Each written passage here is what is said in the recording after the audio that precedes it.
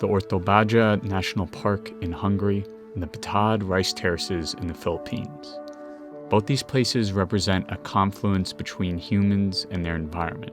Both are considered cultural landscapes, and both might just offer solutions to some of our environmental problems.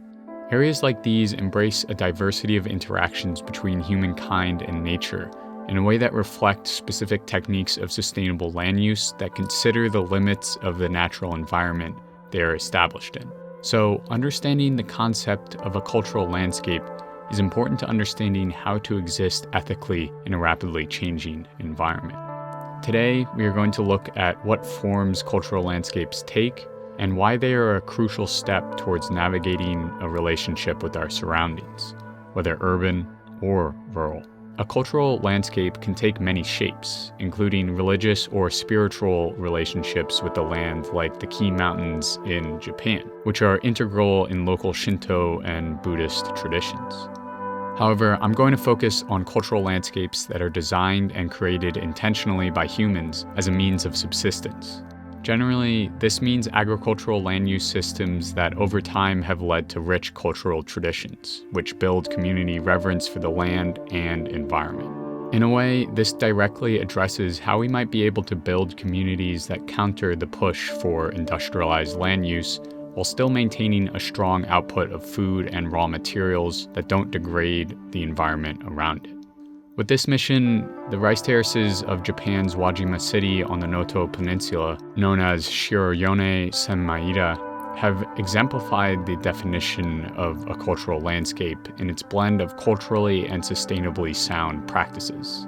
Over 1,000 rice paddies dot the Japanese coastline, representing an agricultural tradition that has pervaded the Noto Peninsula for over 1,300 years. This tradition of farming rice fields still exists today, albeit at a lower output due to the aging of the local population and a lack of replacements.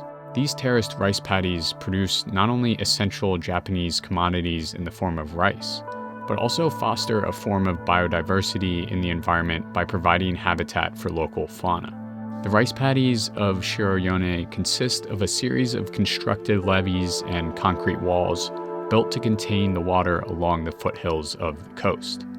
These practices coincide with the traditional agricultural procedures that exist as sort of a physical history for the Noto Peninsula. Much in opposition to modern industrial agriculture, this local agriculture requires a deep connection to the land and a historical understanding of how local traditions dealt with subsisting on their immediate environments.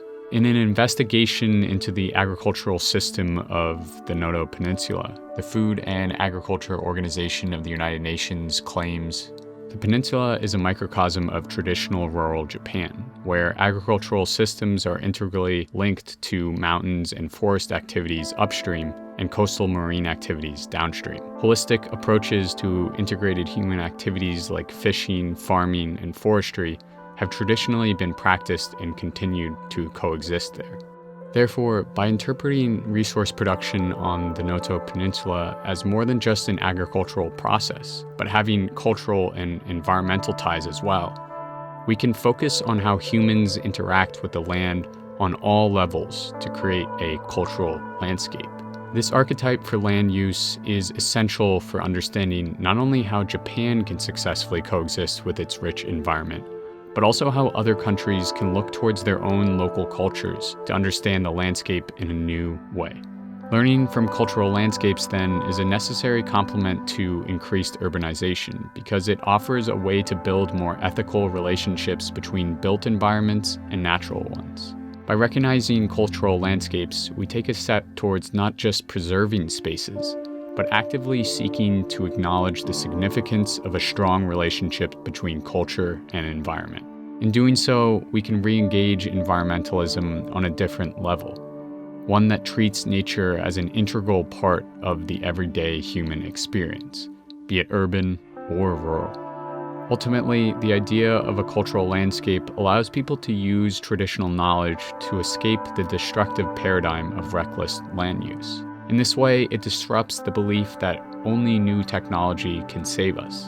There are already a number of sustainable agricultural practices being used by people all around the world.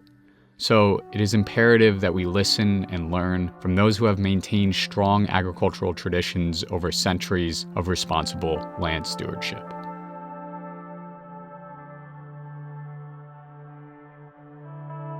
Thanks so much for watching. This video took over 25 hours to make, so if you're feeling generous today, feel free to support this channel on Patreon by pledging $1 for every video I upload.